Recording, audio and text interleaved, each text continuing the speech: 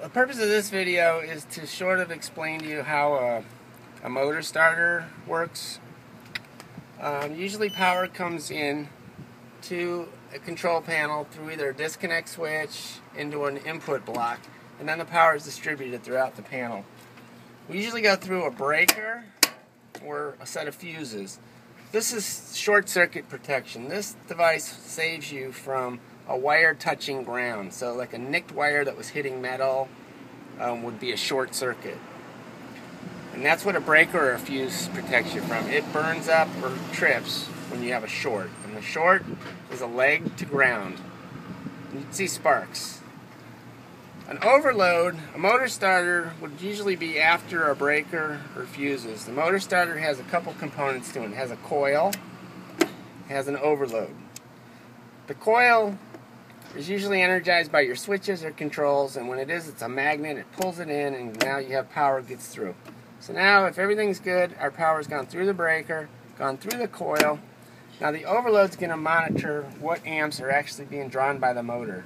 Usually we'll take the nameplate motor amps and set our overload to the full load amp rating on the motor. That way, if the motor is working too hard or running at higher amps, it would trip. The way to reset a motor overload is to push the little blue button. And kind of be aware when you push the little reset if you feel a little click or not. This one's not tripped, so when I push it, it's just a spring. If it was tripped, when I pushed it in, I'd feel a little click. You only get one shot to test that to make sure that you did trip. And if you did trip, you need to next figure out why you tripped. So the first thing is to understand that we did trip. And then the second thing is now to go figure out why we tripped. A lot of times we'll trip because loose wires, because we're running a motor outside of its performance, the motor's going bad. A lot of issues, but the first thing is to know that the motor actually tripped. A lot of times you'll come out and the breaker will be like this and the motor will be tripped, and that's usually we got something serious going on. If the motor's just tripped, it could be that it's running at, over its capacity.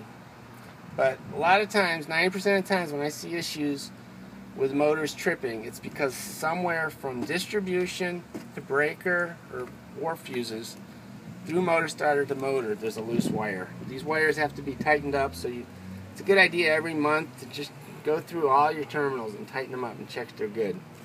Make sure you do that with the power off too.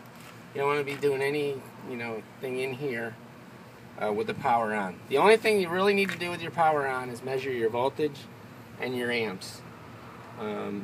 Other than that, you can turn your system off and tighten all your things. You can look for nick wires.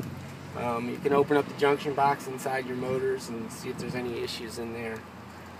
But again, this is short circuit protection. This is motor overload protection. This means you had a short, a wire touched ground. This means you had a motor that overloaded. For some reason it drew more amps than it's supposed to.